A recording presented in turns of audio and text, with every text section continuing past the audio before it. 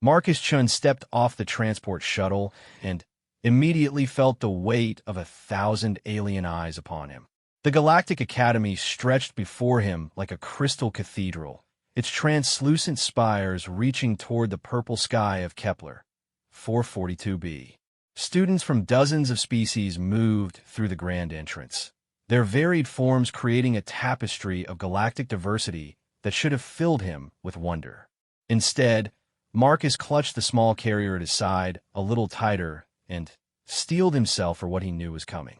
"Look at it," came a voice in perfect galactic standard, though tinged with the harmonic undertones of a Vorthakian throat. The human actually brought a comfort animal. The laughter started as a ripple through the crowd of gathering students, then built into a wave that seemed to crash against the Academy's soaring walls. Marcus had expected this. The Terran diplomatic corps had warned him that humans were seen as the galaxy's weaklings, soft, short-lived, and emotionally fragile compared to the hardy species that had founded the Academy 3,000 years ago. A group of Colonian students approached him, their chitinous exoskeletons gleaming in the alien sunlight. The lead male, easily twice Marcus's height and built like a living tank, gestured toward the carrier with one of his forearms. "Human," the Colonian said, his translated voice dripping with condescension. "Surely you know that emotional support creatures are not permitted in advanced coursework? This is an institution of higher learning, not a nursery for the psychologically dependent." Marcus looked up at the towering alien and smiled. "This isn't an emotional support animal," he said quietly, setting the carrier down carefully. "This is Whiskers. She's my roommate." The Colonian's mandibles clicked in what Marcus had learned was equivalent to amused surprise. "Roommate? You cohabitate with lower life forms for comfort? How wonderfully primitive." Around them, more students gathered.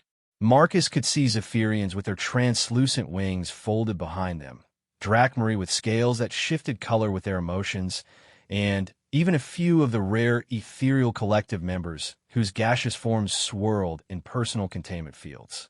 All of them wore the same expression of barely contained amusement. "Tell us, soft one," came another voice, this one from a Zephyrian whose wings had taken on the blue-green shade of mockery. "What does this roommate do? Does it help you sleep when you're afraid of the dark?" The crowd erupted in fresh laughter. Marcus waited for it to die down, then knelt beside the carrier. Through the mesh window, he could see Whiskers watching everything with bright, interested eyes. Her small pink nose twitched as she took in the sense of dozens of alien species, her whiskers, which had given her the rather unimaginative name, quivering with curiosity rather than fear. "Actually," Marcus said, standing back up and shouldering his pack, "Whiskers is here as part of the exchange program. See, Earth wanted to send one of our students to learn from you, and one of our apex predators to study your security systems." The laughter stopped so abruptly that the silence seemed to echo. "Apex predator?" The Colonian's voice had lost its condescending tone. "That creature? It's smaller than a Vorthakian infant. What could it possibly hunt?" Marcus looked around at the circle of students who had been mocking him moments before. Their expressions had shifted from amusement to confusion, with a few notes of concern beginning to creep in. This was the part the diplomatic corps had specifically instructed him not to enjoy too much. "Well," he said conversationally, "Whiskers is a cat. Felis catus, to be precise. On Earth, we've been sharing our living spaces with cats for about 10,000 years. They're remarkably efficient hunters. Each one can catch and kill several hundred prey animals per year. They're perfectly adapted for stealth, with retractable claws, padded feet that make no sound, and reflexes faster than almost any other predator on our planet." He gestured toward the carrier, where Whiskers had begun to purr, a sound that made several nearby students step back involuntarily. "But here's the interesting part," Marcus continued. "Cats didn't domesticate themselves to serve us. We domesticated ourselves to serve them. They moved into our communities because they realized they could get us to provide food, shelter, and medical care while still maintaining their independence. Essentially, cats conquered humanity through psychological manipulation. A Drachmae student's scales had shifted to the deep purple that indicated fear. You're saying that creature has enslaved your species? Enslaved is such a strong word, Marcus said, reaching down to open the carrier. I prefer entered into a mutually beneficial relationship where they got everything they wanted and we convinced ourselves it was our idea. Whiskers emerged from the carrier with the fluid grace that 10 million years of predator evolution had perfected. She was a small orange tabby, barely weighing 4 kilograms, but as she stepped into the alien sunlight and began to examine her new environment, something primal in the watching students recognized what they were seeing. A hunter, a killer, a predator so perfectly evolved that it had convinced an entire species to worship it as a deity and feed it premium food from ceramic bowls.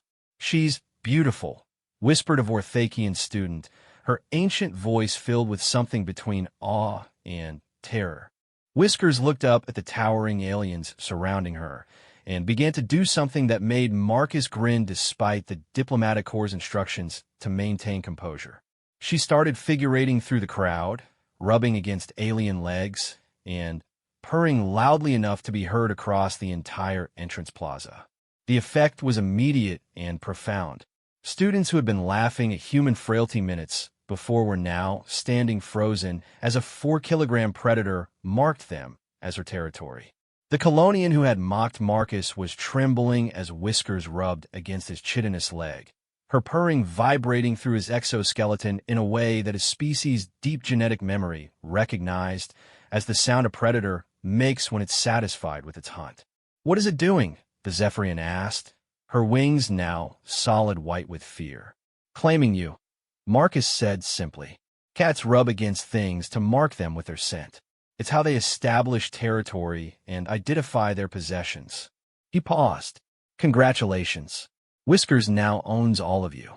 An ethereal collective member's gaseous form swirled frantically in their containment field. "Owns us? What does that mean? What are the implications of being owned by this predator?" Marcus shrugged. "Well, you'll probably find yourselves bringing her food at random hours, even when she doesn't seem hungry. You'll spend considerable time and money ensuring her comfort. You might find yourselves altering your behavior to accommodate her preferences, like sitting in uncomfortable positions because she's decided to nap on you or waking up at 3 in the morning because she wants attention." The crowd of students exchanged alarmed glances. Several of them looked down at Whiskers, who was now sitting in the center of their group and methodically grooming her paw with a tongue that was covered in backwards-facing hooks designed for stripping meat from bone. "And if we refuse?" asked the Colonian. Marcus looked genuinely confused. "Refuse? Why would you refuse? Look at her." As if on cue, Whiskers looked up from her grooming and made direct eye contact with the Colonian student. Her pupils dilated slightly, her whiskers twitched forward, and she made a small chirping sound that was somehow more terrifying than any roar could have been. The Colonian's legs nearly buckled. "I don't understand," said a Drachmary whose scales were cycling rapidly through confused patterns. "How does such a small predator control beings so much larger than itself?" "Evolutionary psychology," Marcus explained, settling his pack more comfortably on his shoulders. "Humans evolved alongside cats. They learned to exploit our parental instincts, our pack bonding behaviors, and our social hierarchies. They essentially hacked our neural pathways to make us feel protective and nurturing toward them, while simultaneously establishing themselves as the dominant members of our households." He gestured toward Whiskers, who had now begun stalking a small cleaning robot that was attempting to maintain the plaza's immaculate appearance. The robot never stood a chance. With movements too fast for most of the watching students to follow, Whiskers pounced, pinned the mechanical device, and began batting at its sensory array with retracted claws, playing with her prey before deciding whether to deliver the killing blow. "The really impressive part," Marcus continued as Whiskers reduced a piece of advanced technology to a quivering, sparking wreck, "is that cats managed to convince us this was adorable. We actually bred them to be more effective at manipulating us. We selected for larger eyes, softer fur, and more expressive vocalizations. We turned ourselves into the perfect servants for an apex predator." The cleaning robot gave up, and fled, its damaged sensor sparking. Whiskers watched it go with the satisfied air of a predator who had successfully established dominance over the local technology, then returned to the group of students and began purring again. "I need to report this to the Academy Council," said the Vorthakian student, her ancient voice shaking. "A psychological predator of this capability represents a significant security risk." "Oh, you don't need to worry about Academy security," Marcus said cheerfully. "Whiskers isn't interested in harming anyone. Cats only kill when they're hungry or bored. And since I'll be feeding her regularly, and this place seems to have plenty of interesting things to stock." He trailed off as every student in the crowd took an involuntary step backward. "Plus," Marcus added, "she'll probably spend most of her time sleeping. Cats sleep 16 to 20 hours per day. It's actually quite efficient. They conserve energy between hunts, so when they do decide to strike, they're perfectly rested and operating at peak predatory efficiency." A new voice cut through the crowd. Older, more authoritative, and speaking with the characteristic multiple tones of a hierarchical communion member. "What is the meaning of this disturbance?" The students parted to reveal Professor Thainketh, whose crystalline body structure marked her as one of the Academy's most senior faculty members. Her multiple visual sensors focused on the scene before her, a human student standing calmly in the center of a crowd of visibly distressed aliens, while a small orange creature sat at his feet and began cleaning its fur with methodical precision. "Professor," the Colonian student said, his voice still shaking slightly, "this human has brought an apex predator to the Academy. It has already established territorial claims over the student body and demonstrated its ability to defeat our automated systems." Professor Thainketh's crystalline form shifted slightly as she processed this information. Her sensors focused on Whiskers, who looked up from her grooming to study the new arrival with calm interest. "This creature?" Thainketh asked. "Student Shun, please explain why you have brought a predator to an institution of learning." Marcus straightened slightly, not into a military attention, but into the respectful posture of a student addressing a teacher. "Professor, Whiskers is part of the cultural exchange program. The Terra Diplomatic Corps felt it was important for the Academy to understand the relationship between humans and our domestic predators. We've been living with cats for 10 millennia. They're integral to understanding human psychology and social structure. And you believe this creature poses no threat to Academy personnel or students?" "Well," Marcus said thoughtfully, "that depends on how you define threat. Whiskers might knock things off tables, demand food at inconvenient hours, and occasionally bring dead animals as gifts. She might also decide that your sleeping schedule is insufficient and wake you up at 3 in the morning for attention.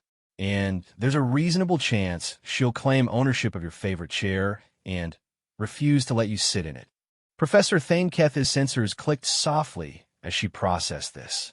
"And these behaviors are normal for the species?" "Completely normal. In fact, those are signs that she likes you. When a cat truly dislikes someone, they ignore them completely. It's actually much more unsettling than the ownership behaviors."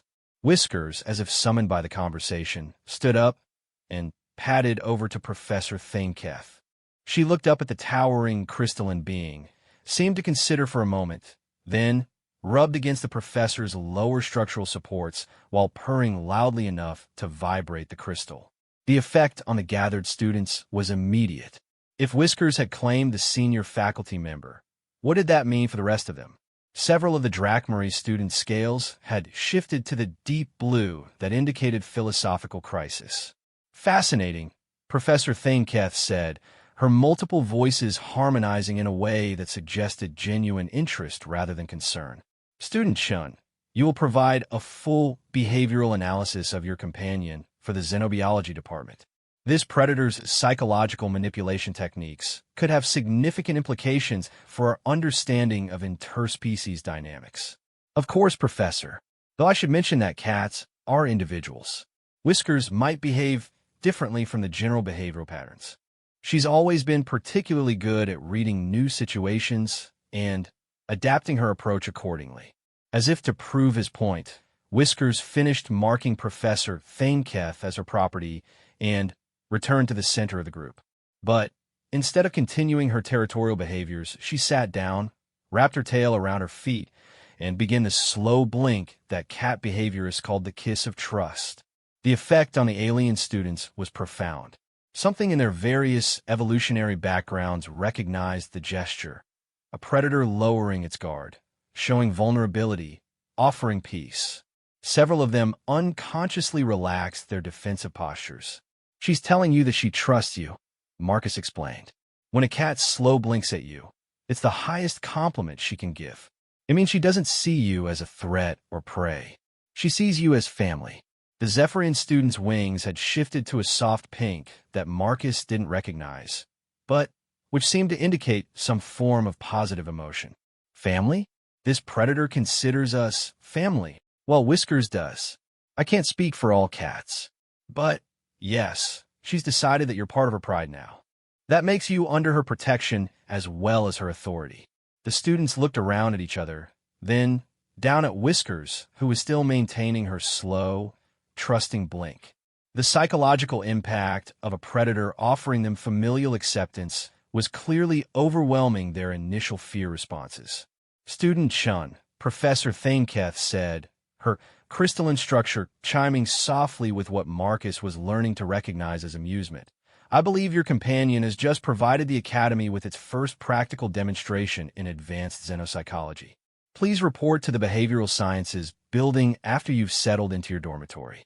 Dr. Vexhai will be very interested in meeting both of you." As the crowd began to disperse, students heading toward the Academy proper for orientation activities, Marcus noticed that several of them kept looking back at Whiskers with expressions that were no longer mocking or fearful, but thoughtful and perhaps a little possessive. The Colonian student who had first confronted Marcus lingered as the others left. "Human," he said quietly, "your predator," when she marked me as her territory. "Yes. What are my responsibilities in this relationship?" Marcus smiled. "Well, you'll probably want to pick up some cat treats from the commissary. Whiskers is particularly fond of anything with fish or poultry. And if you're ever studying late in the library, she might come find you and demand attention. Cats are very good at knowing when their people need a break." "Their people?" The Colonian's mandibles clicked uncertainly. "I thought you said she owned us." "Same thing," Marcus said, bending to encourage Whiskers back into her carrier. "The beautiful thing about cats is that they've convinced us that being owned by a predator is the greatest privilege in the universe." As they walked toward the Academy entrance, Whiskers settled in her carrier, but kept her bright eyes focused on the students they were leaving behind.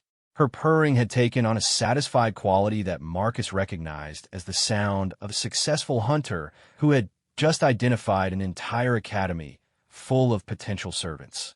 The Galactic Academy had no idea what was about to hit them. Behind them, the Colonian student stood frozen in the plaza, staring down at his chitinous leg where the scent of an earth predator now marked him as claimed territory. Around him, other students who had been touched by Whiskers were having similar realizations. They had come to the Academy to learn about the universe. Instead, they had just been conquered by something that weighed 4 kilograms and expressed affection by vibrating. As Marcus and Whiskers disappeared into the crystal corridors of the Academy, the first day of what would become known as the feline incident was just beginning. And somewhere in the Behavioral Sciences building, Dr. Vexhai was about to have the most interesting research opportunity of her very long career. The dormitory assignment had been Marcus's first indication that the Academy administration hadn't fully grasped what they were dealing with. His room was on the 7th floor of the Harmony Wing, designed for students who required special accommodations for psychological well-being. The implication was clear. They thought he needed extra support to cope with being away from his home planet. They had no idea that they'd just given an apex predator access to 7 floors of potential territory.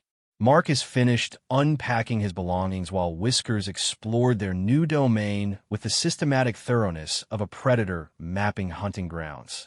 She investigated every corner, tested every surface for climbing potential, and identified 3 separate escape routes from the room. including one through the ventilation system that Marcus was pretty sure the Academy architects hadn't intended as student-accessible. "All right, Whiskers," he said, settling onto his bed with his course schedule. "Let's see what we're dealing with here." Whiskers immediately abandoned her exploration to leap onto the bed and settle herself directly on top of his datapad. Marcus sighed and scratched behind her ears, earning a purr that vibrated through the Academy's standard mattress. Advanced Xenobiology with Dr. Vexhai, he read around Whiskers' sprawled form. Interspecies Communication Theory with Professor Thainketh. Galactic History and Cultural Studies with Dr. Morthan. And he paused.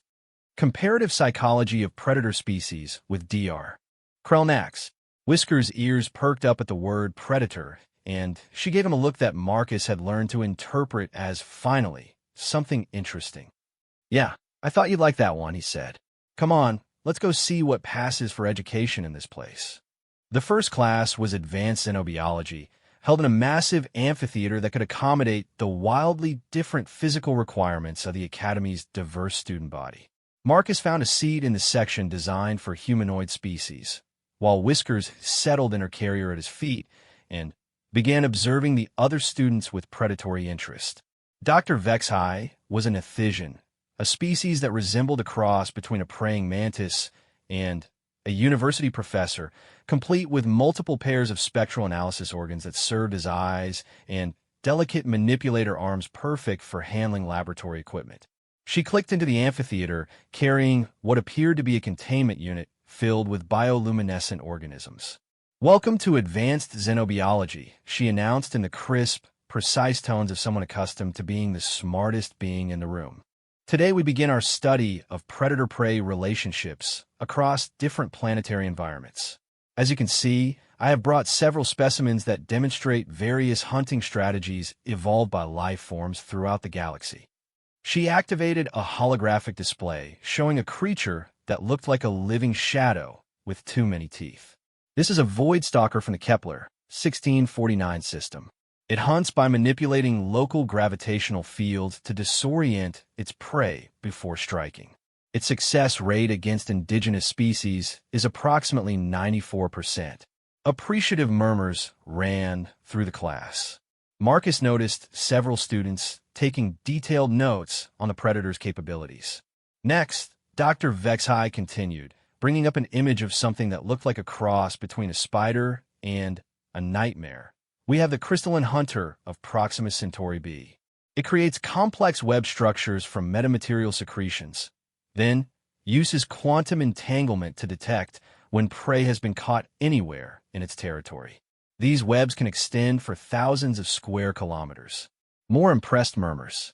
The Colonian student from yesterday, whose name Marcus had learned was Thector, was practically vibrating with excitement at the discussion of such efficient hunters.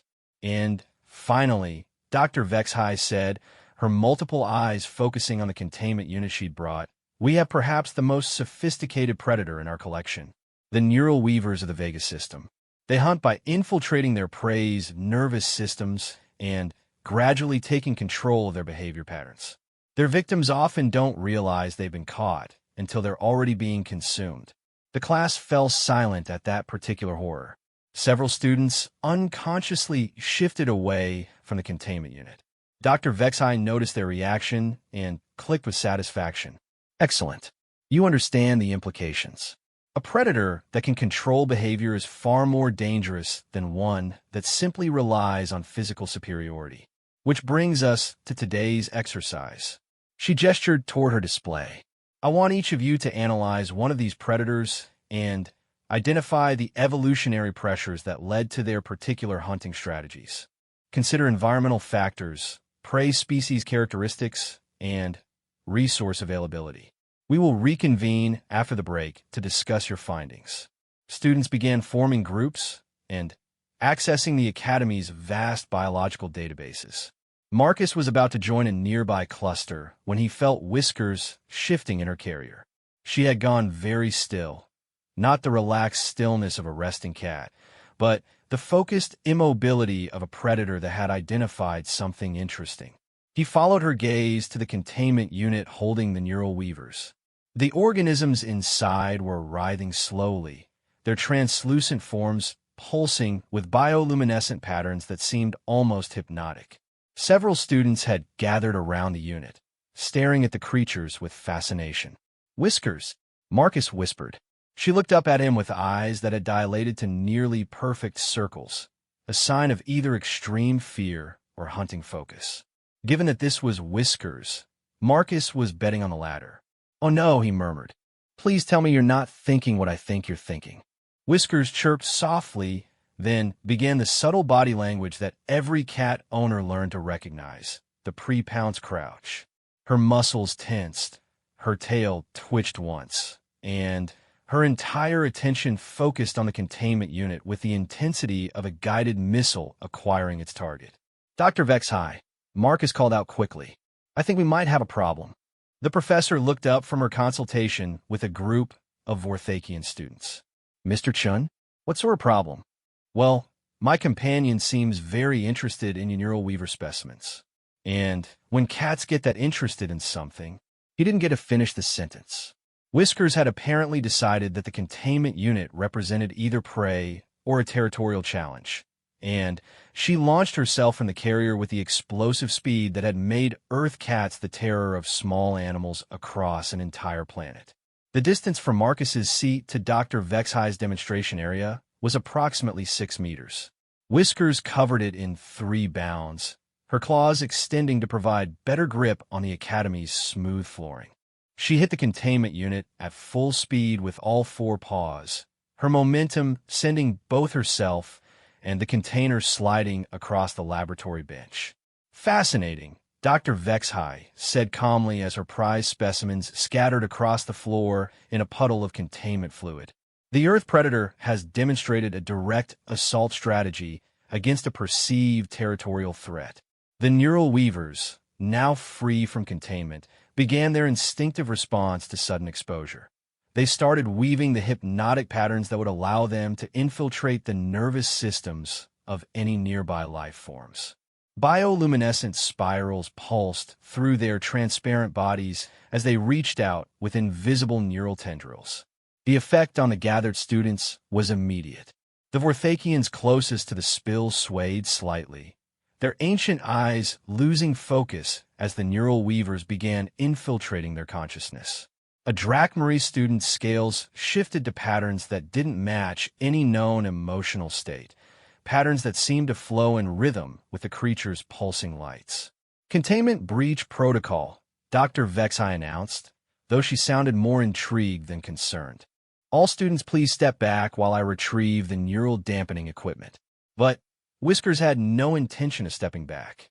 She had landed in a perfect crouch beside the spilled neural weavers and was studying them with the focused attention of a predator evaluating prey.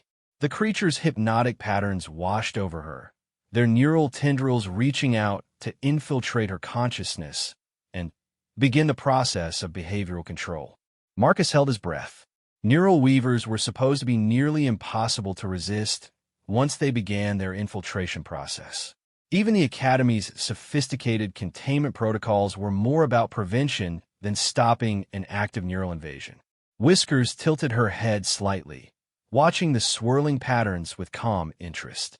The neural weavers pulsed more intensely, pouring more energy into their infiltration attempt.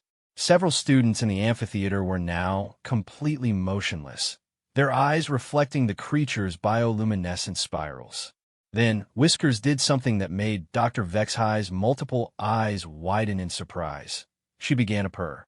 The sound started as a low rumble, barely audible over the hum of laboratory equipment.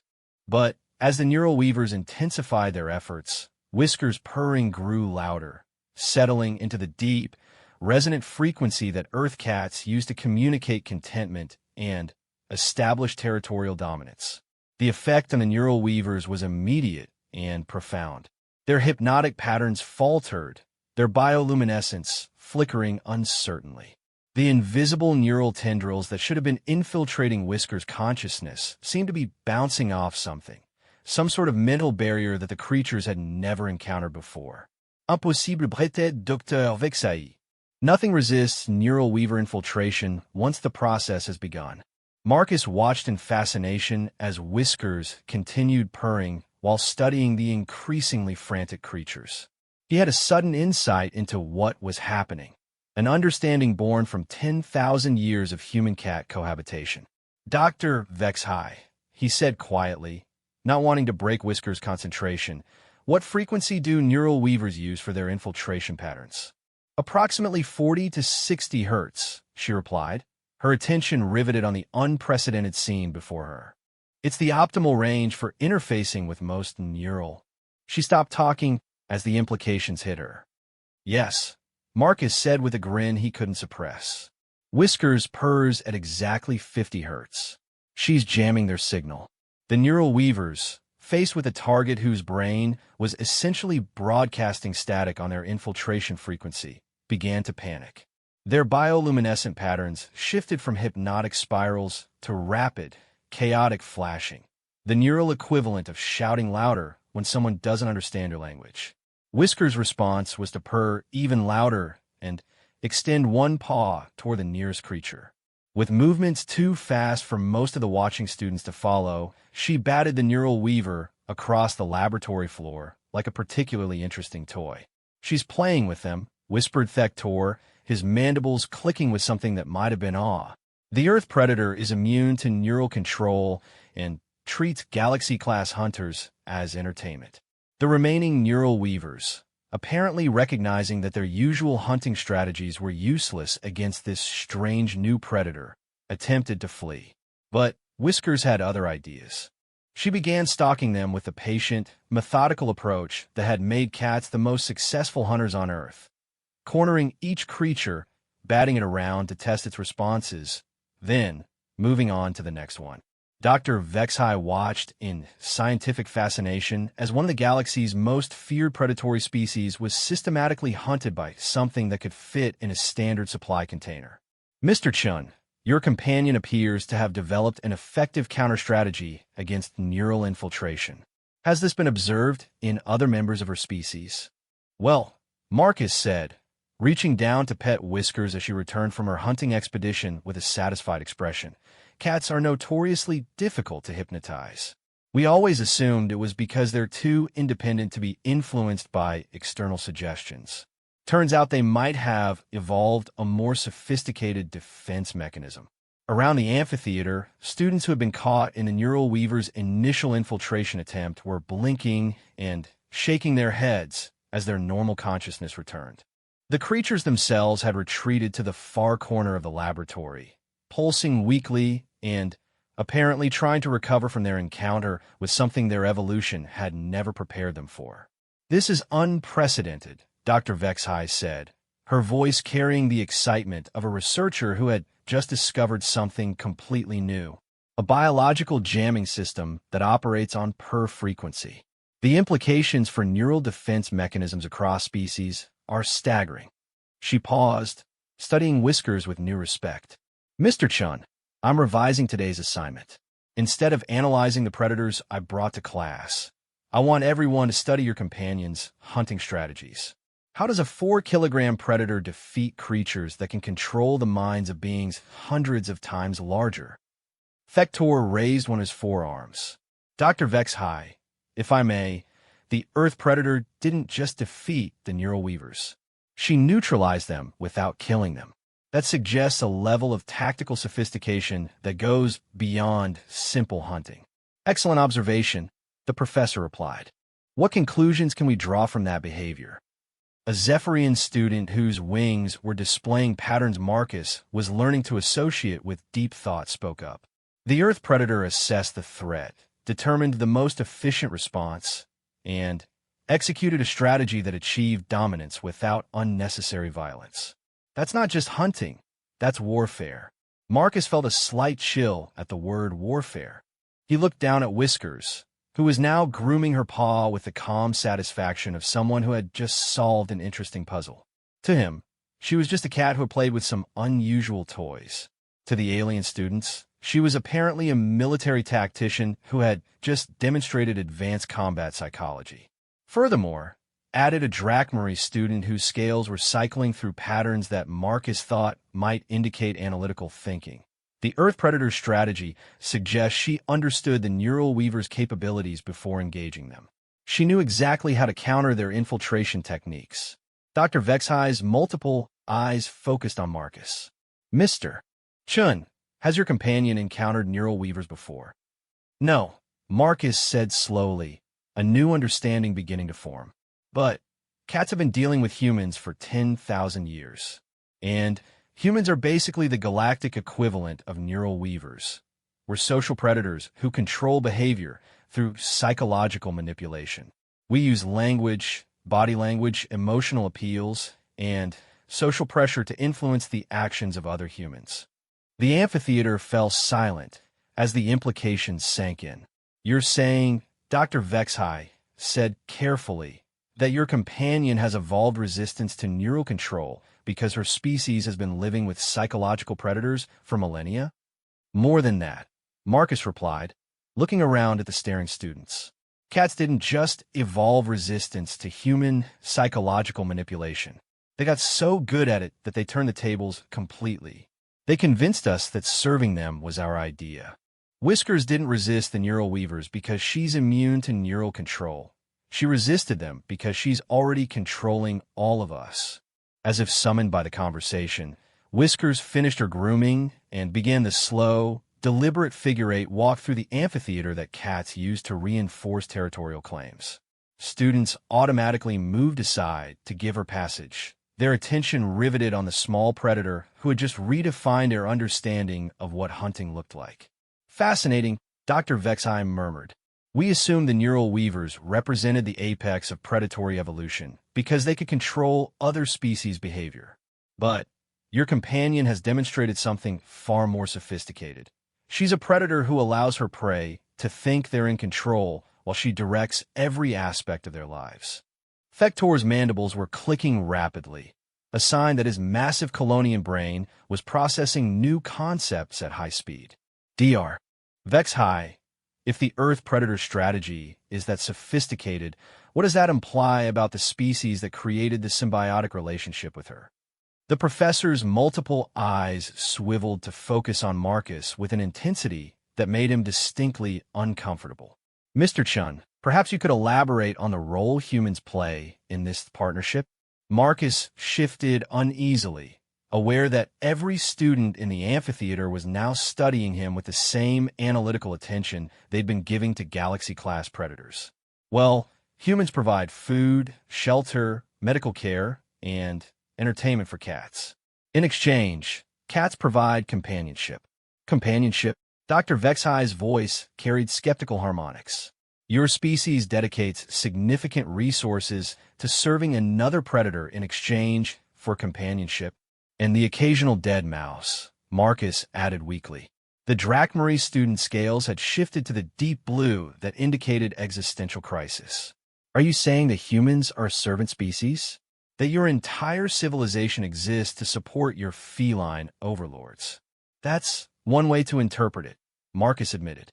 Though humans prefer to think of cats as pets. Pets? The word seemed to puzzle several students. What is a pet?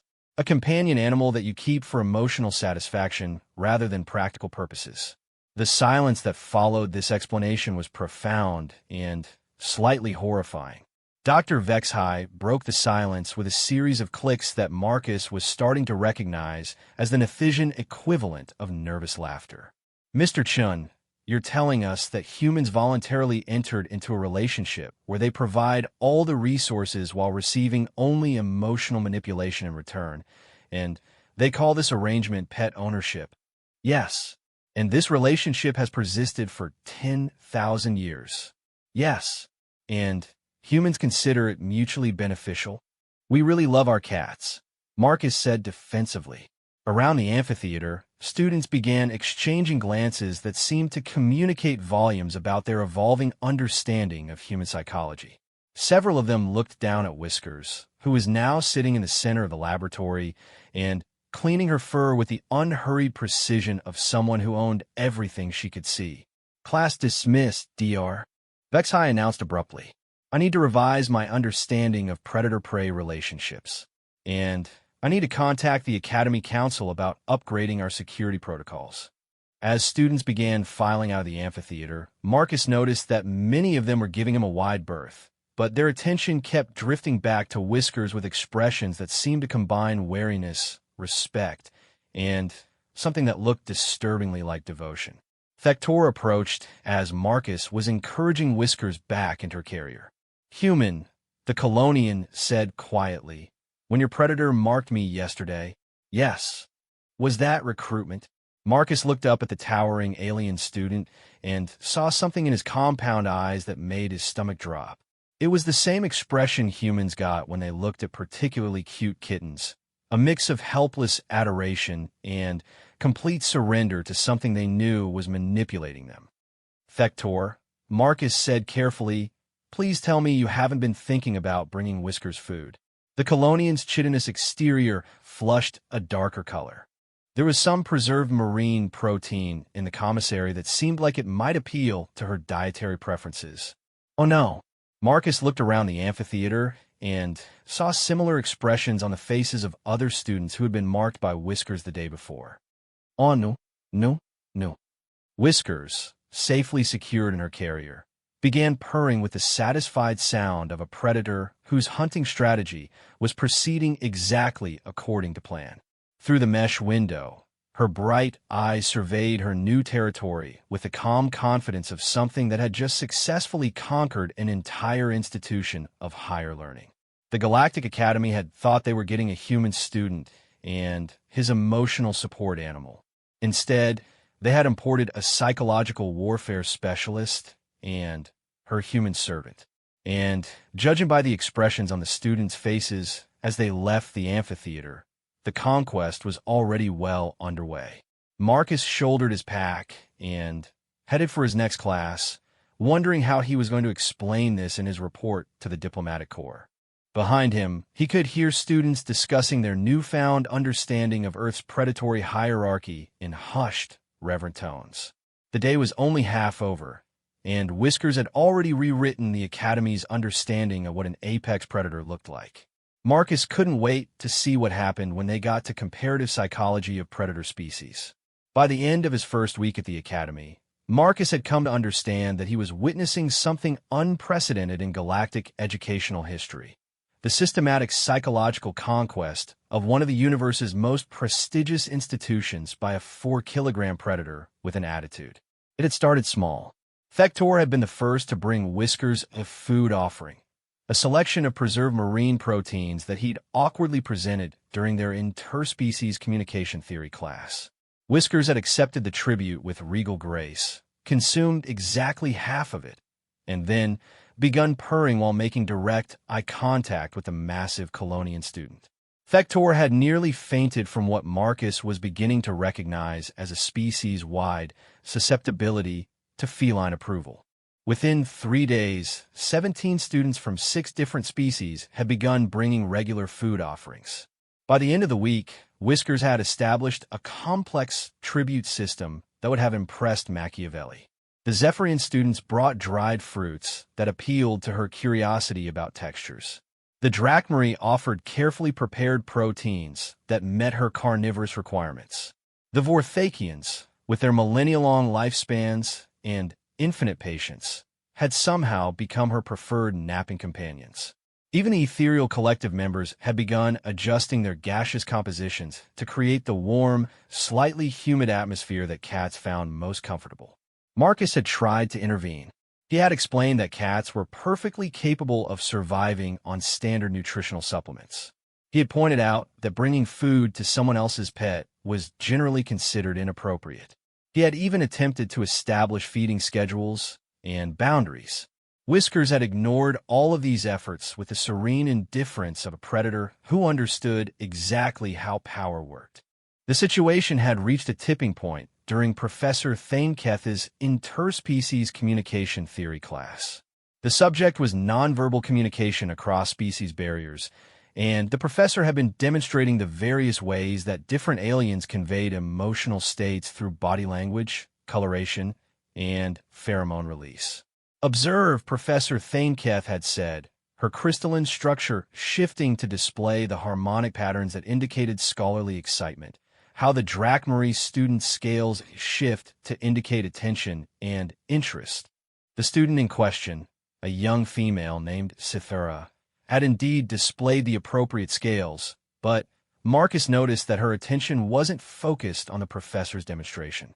Instead, she was watching Whiskers, who had taken up residence on Marcus's desk and was systematically grooming her paw with the focused attention that preceded either a nap or a hunt. Furthermore, the professor continued, notice how the Colonian student's posture conveys respectful attention while maintaining readiness for rapid movement should the situation require. She stopped mid-sentence as she noticed that Thector wasn't displaying respectful attention. He was displaying something that looked disturbingly like worship, his four arms arranged in a configuration that Marcus was pretty sure represented some sort of religious reverence in Colonian culture. Professor Thainketh followed his gaze to Whiskers, who had finished grooming and was now doing something that made every cat owner's heart skip a beat. She was preparing to knock something off the desk.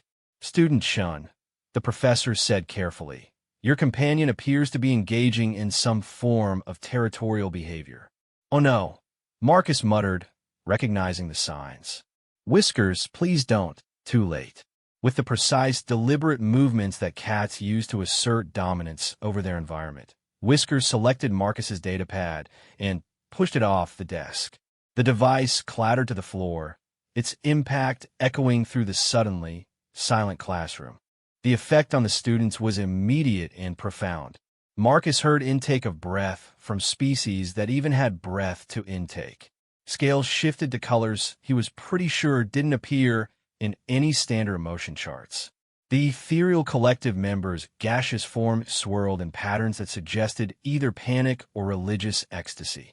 Fascinating, Professor Thainketh said, her multiple voices harmonizing with academic interest. The Earth Predator has just engaged in a dominance display. She has demonstrated her ability to alter her environment at will, regardless of the preferences of larger beings. Marcus bent to retrieve his datapad, but Whiskers had other ideas. She hopped down from the desk and began figurating around his legs, marking him as her territory in front of the entire class. Her purring filled the classroom with a sound that seemed to resonate in frequencies that made several species visibly relax. And now, the professor continued, her scholarly excitement increasing, she is reinforcing her ownership claim over her human servant. I prefer symbiotic partner, Marcus said weakly. Mr. Chun, Professor Thainketh said, her crystalline structure chiming with what he was learning to recognize as polite skepticism. In your own words, please describe the dynamic of this relationship. Marcus looked around the classroom at the riveted faces of his classmates and realized that his answer was going to have implications far beyond academic discussion. Well, he said slowly, Whiskers decides when she wants attention, and I provide it. She decides when she wants food, and I feed her. She decides where she wants to sleep, and I arrange my schedule around her preferences. In exchange, she occasionally sits on my lap and purrs. The silence that followed was broken only by the sound of several students updating their notes with what Marcus suspected was a fundamental revision of their understanding of human intelligence. And you consider this relationship beneficial? Asked Cythera, her scales displaying patterns that Marcus was pretty sure indicated either confusion or pity. Very beneficial. Cats are excellent companions. They're independent, intelligent, and affectionate. Independent, Thector repeated slowly. They take what they want when they want it from beings larger and stronger than themselves. Intelligent, added a Vorthakian student whose ancient voice carried tones of dawning comprehension. They have convinced another species to serve their needs without providing any practical benefits in return. Affectionate, concluded Cythera, her scales now cycling through patterns that looked distinctly alarmed. They manipulate emotional responses to maintain psychological control over their servants. We really don't like to think of it that way, Marcus said defensively. Professor Thainketh's multiple voices chimed in harmony. Class, we have just witnessed a perfect demonstration of advanced psychological manipulation. The Earth Predator has convinced her human that serving her needs is mutually beneficial, despite all evidence to the contrary. Whiskers, as if summoned by the discussion, concluded her territorial marking and returned to Marcus's desk.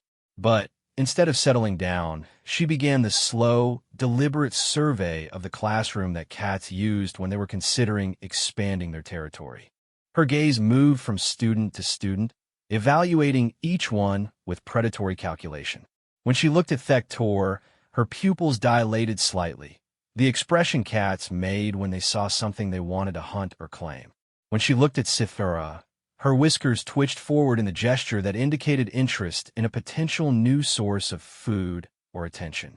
She's recruiting, breathed the Vorthakian student. The Earth Predator is identifying potential targets for psychological conquest. As if to confirm this assessment, Whiskers hopped down from the desk and began a systematic tour of the classroom. She rubbed against Thector's chitinous legs, earning a sound that Marcus was pretty sure represented surrender in Colonian psychology. She wound between Cythera's feet, her purring intensifying to frequencies that made the Drachmary's scale shift to colors Marcus had never seen before. By the time she reached the ethereal collective member, every student in the classroom was displaying body language that suggested they had just encountered something that fundamentally challenged their understanding of predator-prey relationships. Professor Thainketh, Marcus said desperately, I should point out that cats are generally considered harmless on Earth. They're one of our most popular companion animals. Mr. Chun, the professor replied, her crystalline structure now displaying patterns that Marcus was learning to associate with profound academic interest. From an objective xenobiological perspective, your companion has just demonstrated the ability to psychologically manipulate representatives from 6 different species simultaneously. The fact that humans consider this harmless suggests that your species has adapted to psychological predation in ways that other species have not. She paused as Whiskers completed her circuit of the classroom and returned to Marcus's desk, where she sat down and began the slow blink gesture that indicated satisfaction with a successful hunt. In fact, Professor Thainketh continued, I believe we may need to revise our understanding of Earth's evolutionary pressures entirely. A planet that produces predators capable of this level of psychological sophistication must have driven the development of equally sophisticated defensive mechanisms. Marcus felt distinctly uncomfortable as every eye in the classroom focused on him with new interest. I'm really just a regular human, he said. Regular by whose standards? Asked Thector, his mandibles clicking with what Marcus was beginning to recognize as nervous excitement. Human, your species co-evolved with psychological predators. What defensive mechanisms did you develop? Well, Marcus said slowly, humans are pretty good at reading body language and facial expressions. We're social animals. So we evolved complex communication systems that help us coordinate group activities. And we're generally pretty good at figuring out what other people want and need. The classroom fell silent again as the implication sank in. Social predators, whispered Cythera, her scales now displaying the deep purple that indicated existential crisis. Humans are social predators who evolved alongside psychological manipulators. That would explain the symbiotic relationship, the Vorthakian student added thoughtfully. 2 predator species that developed complementary hunting strategies. The cats handle individual psychological conquest, while the humans manage group dynamics. Oh, come on, Marcus protested.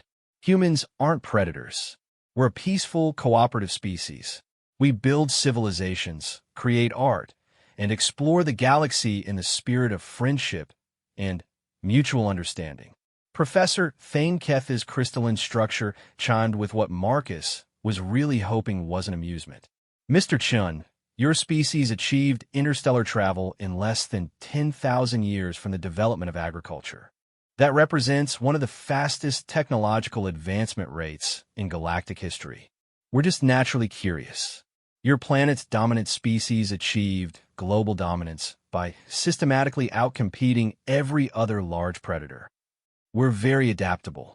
You developed complex language systems specifically designed for sharing information, coordinating group activities, and influencing the behavior of other individuals. Communication is important for survival. And you convinced the galaxy's most prestigious academic institution to admit a psychological warfare specialist disguised as a companion animal. Marcus opened his mouth to protest, then closed it as he realized that Professor Thainketh had a point. From an outside perspective, the fact that Earth had managed to get Whiskers admitted to the Academy as an emotional support animal did look suspiciously like a very sophisticated infiltration strategy. Furthermore, the professor continued, your species' rapid development of advanced technology suggests that you're either extremely efficient learners or extremely effective at extracting information from other sources. Both, Marcus said automatically, then immediately regretted it. Professor Thainketh's multiple voices harmonized in a way that suggested she had just confirmed a hypothesis. So humans are information predators. You hunt knowledge and technology rather than physical prey. Around the classroom, students were frantically updating their notes as their understanding of Earth's evolutionary hierarchy underwent rapid revision. Marcus could see them creating new categories for predatory behavior that included psychological manipulation, information acquisition, and technological adaptation. This explains the Academy's decision to admit human students, Thector said, his mandibles clicking rapidly as he processed new concepts. The Council must have recognized that humans represent a new form of predatory intelligence that could benefit from academic study. Or added Cythera with scales that had shifted to patterns Marcus was pretty sure indicated strategic thinking. They recognized that humans represent a potential threat that needs to be understood and monitored. Oh, wonderful, Marcus muttered. Now I'm a potential threat. Whiskers chose that moment to hop back onto Marcus's desk and settle herself directly on his notebook, purring loudly enough to be heard throughout the classroom. Her message was clear. Regardless of what the aliens thought about her human's predatory status, she had successfully claimed the entire classroom as her territory. Class dismissed, Professor Thainketh announced. For next session, I want everyone to research Earth's evolutionary history and prepare an analysis of human-feline coevolutionary pressures. I have a feeling we're going to need to completely revise our xenobiology curriculum. As students began filing out of the classroom, Marcus noticed that their behavior around him had changed. Instead of the casual friendliness he'd experienced during his first few days, they now treated him with the careful respect usually reserved for potentially dangerous predators. Several of them gave him a wide berth while simultaneously trying to catch glimpses of Whiskers, who was basking in the attention with regal satisfaction. Thector lingered as the other students left. Human, he said quietly, I've been thinking about our conversation yesterday. Oh, when you said that cats had convinced humans that serving them was beneficial, how exactly did they accomplish this psychological conquest? Marcus looked up at the towering Colonian student and saw something in his compound eyes that made his stomach sink. It was the same expression humans got when they were trying to understand how magic tricks worked. Not because they wanted to avoid being fooled, but because they wanted to learn how to do the tricks themselves. Thector, Marcus said carefully, please tell me you're asking out of academic curiosity. Of course, Thector replied, but his mandibles were clicking in patterns that Marcus was learning to associate with barely contained excitement. I am simply interested in understanding advanced predatory psychology. For research purposes. Research purposes. Yes. I would never attempt to apply feline psychological manipulation techniques to other students. That would be completely unethical. The fact that Thector felt the need to specifically deny planning psychological warfare against his classmates made Marcus distinctly nervous. Right, Marcus said. Well, I should probably get going. Whiskers needs her afternoon nap, and if she doesn't get enough sleep, she gets cranky. What happens when she gets cranky?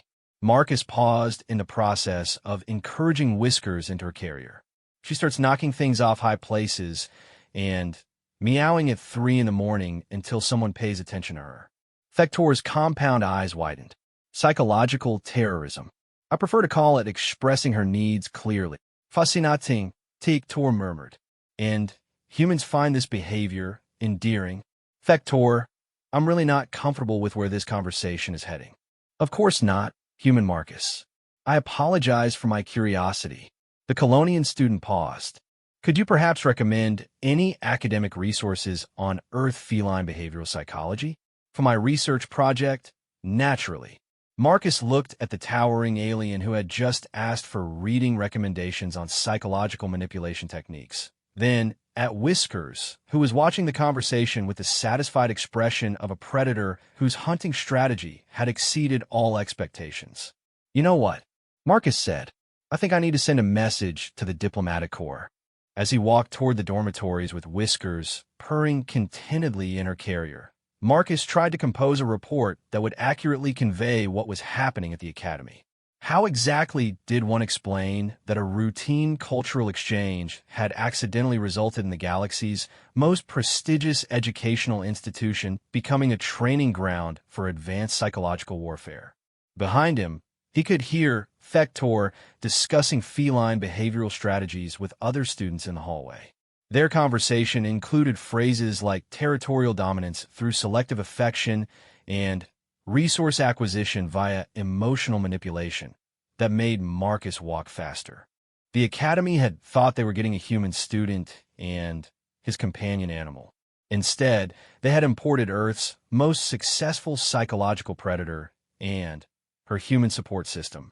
And, judging by the conversations he could hear echoing through the halls, the conquest was spreading far beyond Whisker's original targets. Marcus had a sinking feeling that by the end of the semester, the Academy was going to graduate the galaxy's first class of experts in Earth-style psychological predation. The diplomatic implications alone were staggering. Whiskers purred louder, as if she could read his thoughts, and found his concerns amusing. In her mind, everything was proceeding exactly according to plan. She had successfully established herself as the apex predator in a new environment, recruited a loyal following of servants from multiple species, and positioned herself at the center of an institution dedicated to spreading knowledge throughout the galaxy. From a feline perspective, it was the perfect conquest, and she was just getting started. The emergency session of the Academy Council had been called after what the official records would later refer to as the incident in advanced theoretical physics. Marcus had tried to explain that Whiskers had simply been investigating a quantum resonance chamber out of natural feline curiosity, but even he had to admit that accidentally proving the existence of parallel dimensions by knocking a calibrated sensor array into an unstable quantum field looked suspicious from an outside perspective. The fact that she had done it while 17 students from 8 different species watched in fascination had only made things worse. Now Marcus sat in the council chamber's witness chair, Whiskers in her carrier at his feet, facing the assembled representatives of the galaxy's most advanced civilizations. The chamber itself was a masterpiece of inclusive architecture, designed to accommodate beings of vastly different sizes, atmospheric requirements, and sensory modalities. Crystalline hierarchical communion members shared space with gaseous ethereal collective entities, while massive Colonian delegates communicated through harmonic cliques with delicate Nethisian scholars. At the center of it all sat High Counselor Ithaneth, a Vorthakian whose age was measured in millennia and whose accumulated wisdom was legendary throughout known space. Her ancient eyes regarded Marcus with an expression that somehow conveyed both infinite patience and complete exasperation. Student Chun, she began, her voice carrying the weight of eons. Perhaps you could explain to the council why your companion's presence at the academy has resulted in a 17% increase in requests for psychological counseling, a 43% increase in food requisitions from the commissary, and the complete shutdown of our neural research division. Marcus shifted uncomfortably in his chair. Well, High Counselor, I think there might be some misunderstanding about. Furthermore, the High Counselor continued, our security department reports that students have begun exhibiting what can only be described as pack-bonding behaviors toward your companion, including bringing unsolicited food offerings, rearranging their sleep schedules to accommodate her preferences, and displaying protective aggression when other students approach too closely. That does sound like typical cat owner behavior, Marcus admitted. The chamber erupted in harmonic discussions as council members processed this admission. Marcus caught phrases in multiple languages that translated roughly to psychological conquest, behavioral modification, and apex predation strategies. "Student Shun," said another council member. This one a crystalline communion representative whose multiple voices spoke in perfect harmony. "Are you confirming that your companion has successfully converted Academy students into what humans call cat owners?" "I don't think converted is the right word," Marcus replied carefully. "It's more like Whiskers has successfully integrated herself into the Academy's social structure by establishing dominance over beings hundreds of times her mass through psychological manipulation." "Well, when you put it that way," High Counselor Ithaneth raised one ancient hand for silence. "Student Shun, the Council is not unsympathetic to the cultural exchange goals of this program. However, we must address the fact that your companion appears to be conducting some form of psychological warfare against our student body." "Whiskers isn't conducting warfare," Marcus protested. "She's just being a cat. This is normal feline behavior." The silence that followed was so profound that Marcus could hear his own heartbeat. "Normal," High Counselor Ithaneth repeated slowly. "Student Shun, you are telling the Council that the systematic psychological conquest of multiple sapient species is considered normal behavior on Earth?" "For cats, yes. And humans find this acceptable. We find it adorable." Another eruption of harmonic discussion filled the chamber. Marcus was pretty sure he heard several council members expressing concern about human psychological stability, while others seemed to be debating whether Earth represented a diplomatic opportunity or an existential threat. At his feet, Whiskers had grown tired of the proceedings and begun making the small chittering sound she used when she spotted interesting prey. Marcus looked down to see her watching a maintenance drone that was attempting to clean the council chamber's vast floor. Her pupils had dilated to perfect circles, her tail was twitching with predatory excitement, and her entire body had gone into the focused stillness that preceded a pounce. "Oh no," Marcus muttered. "Whiskers, please don't." Too late. With the explosive speed that had made Earth cats the terror of small animals throughout their planet's history, Whiskers burst from her carrier and launched herself at the maintenance drone. The device never had a chance. Whiskers intercepted its path with a flying tackle that would have made Earth's apex predators proud, sending both herself and the drone sliding across the chamber's polished floor in a tangle of fur, mechanical limbs, and sparking electronics. The council chamber fell silent, except for the sound of Whiskers batting at the drone's sensor array while purring loudly enough to be heard throughout the vast space. "Fascinating," said Dr. Vexhai, who had been called to testify as an expert witness. "The Earth Predator has just demonstrated her hunting capabilities in front of the assembled representatives of galactic civilization. This appears to be a dominance display." High Counselor Ithaneth watched as Whiskers reduced a piece of Academy technology to quivering scrap metal, then sat down and began grooming her paw with the satisfaction of a successful hunter. "Dr. Vexhai, in your professional opinion, does this creature represent a security threat to the Academy?" "High Counselor," Dr. Vexhai replied, her multiple eyes tracking Whiskers' movements with scientific fascination, "I believe the question is more complex than simple threat assessment. This predator has demonstrated capabilities that challenge our fundamental understanding of what constitutes dangerous behavior." Elaborate. Traditional predators eliminate threats through physical violence. The Earth Predator eliminates threats by converting them into willing servants. She doesn't destroy her enemies. She recruits them. From a strategic perspective, this represents a far more sophisticated approach to territorial expansion than any we've previously encountered. Marcus watched in growing alarm as the assembled representatives of galactic civilization began studying Whiskers with expressions that suggested they were observing something genuinely unprecedented. Furthermore, Dr. Vexhai continued, the predator's psychological manipulation techniques appear to be species-independent. She has successfully influenced Colonians, Drachmari, Vorthakians, Zephyrians, and ethereal collective members using the same behavioral patterns.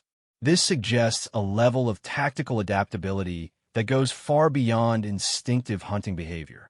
Whiskers, having thoroughly conquered the maintenance drone, returned to Marcus and began figurating around his legs while purring.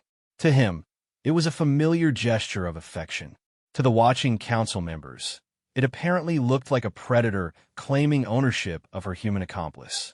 Student Shun, High Counselor, Theneth said, her ancient voice carrying new undertones of concern. Perhaps you could explain how your species developed alongside predators of this capability without being completely subjugated?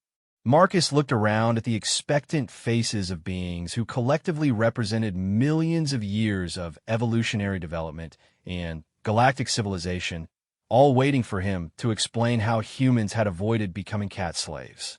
Well, he said slowly, I'm not entirely sure we did avoid it. The chamber erupted in what Marcus was learning to recognize as control panic. Several council members began rapid consultations with their respective delegations, while others seemed to be updating their threat assessment matrices in real time. Student Shun, said the crystalline communion representative, their multiple voices now carrying urgent harmonics. Are you suggesting that Earth's dominant sapient species has been conquered by feline predators? Conquered is such a strong word, Marcus replied weakly. It's more like humans and cats developed a mutually beneficial relationship where cats got everything they wanted and humans convinced themselves it was their idea. That is the definition of conquest, the representative pointed out. Marcus couldn't really argue with that. High Counselor Ithaneth leaned forward in her chair, her ancient eyes focusing on Marcus with uncomfortable intensity. Student Shun, if cats have achieved dominance over human civilization, what does that imply about Earth's representation in galactic affairs? I am Sora. Are humans acting as autonomous agents in interspecies diplomacy, or are you serving as proxies for feline interests? Marcus felt a chill as he realized what the High Counselor was suggesting. You think cats are using humans to infiltrate galactic civilization? Student Shun, you arrived at this academy carrying what you described as an apex predator. This predator has systematically conquered representatives from multiple species using advanced psychological warfare techniques. And you are now telling us that your entire species exists in a state of willing servitude to such predators. The High Counselor paused. What conclusions would you draw from such evidence? Marcus looked down at Whiskers, who was now sitting at his feet and cleaning her fur with the methodical precision of someone who had just successfully completed a complex operation. Her bright eyes surveyed the council chamber with what Marcus was beginning to recognize as the satisfied expression of a predator who had just identified an entire building full of potential servants. Oh, he said quietly. Oh no. Indeed, High Counselor Ithaneth replied. Dr. Vexhai, what is your assessment of the strategic implications? High Counselor, if Earth's feline population is capable of this level of psychological manipulation, and if humans are indeed serving as their proxies in galactic affairs, then we may be looking at the most sophisticated infiltration operation in recorded history. A predator species that conquers through cuteness rather than violence would be virtually undetectable until it was too late. Around the chamber, council members were beginning to display the body language and coloration patterns that Marcus had learned to associate with species-wide existential crisis. Several of them were looking at Whiskers with expressions that combined terror, fascination, and what looked disturbingly like the early stages of Stockholm Syndrome. Furthermore, Dr. Vexhai continued, the Earth Predator's demonstration today suggests that cats are not content with dominance over human civilization. She has begun recruiting Academy students as potential servants, which implies that feline conquest strategies may be expanding beyond Earth. Student Shun, the High Counselor said. I must ask directly, are you operating under orders from your feline overlords? Marcus opened his mouth to deny it, then paused as he realized that he honestly wasn't sure. How many of his decisions were truly his own, and how many were unconscious responses to feline manipulation? He thought about his daily routine on Earth, feeding Whiskers at dawn whether he was awake or not, rearranging his furniture to accommodate her sleeping preferences, spending significant portions of his income on toys, and treats for a creature who could hunt her own food. He began, then stopped. Student Chun, I really don't know, Marcus admitted. I thought I was here because the Diplomatic Corps selected me for the Cultural Exchange Program. But the Diplomatic Corps is run by humans, and humans are, well, servants of feline predators, the High Counselor concluded. So your selection may have been influenced by feline interests seeking to expand their territory into galactic civilization. Marcus felt the full weight of the implication settling over him. If cats were indeed using humans as proxies for galactic infiltration, then his presence at the Academy wasn't cultural exchange. It was the opening move in a conquest campaign that had been planned by Earth's most successful predators. High Counselor, he said desperately, I know how this looks, but cats aren't malevolent. They're not trying to conquer the galaxy. They're just cats. They want food, comfortable places to sleep, and the occasional bit of attention. It's not about power or domination. It's about comfort and security. Student Chun, Dr. Vexai interjected, from an evolutionary perspective, what you've described is the perfect conquest strategy. Why engage in costly warfare when you can simply convince your targets that serving you is in their own best interests? Your feline overlords have achieved complete victory without ever having to fight a battle. The maintenance staff had finally arrived to retrieve the remains of the drone that Whiskers had conquered. As they worked, Marcus noticed that they kept glancing nervously at Whiskers, who was watching their every movement with predatory interest. Several of them were displaying the early signs of the pack-bonding behavior that Dr. Vexai had described, unconsciously adjusting their movements to avoid disturbing her, making soft sounds that seemed designed to indicate non-threatening intent. Oh, come on, Marcus said, watching the Academy maintenance staff begin to succumb to Whiskers' psychological influence. You're seriously suggesting that cats masterminded a galaxy-wide conquest plan? High Counselor Ithanetha's ancient eyes regarded him with something that might have been pity. Student Chun, how long?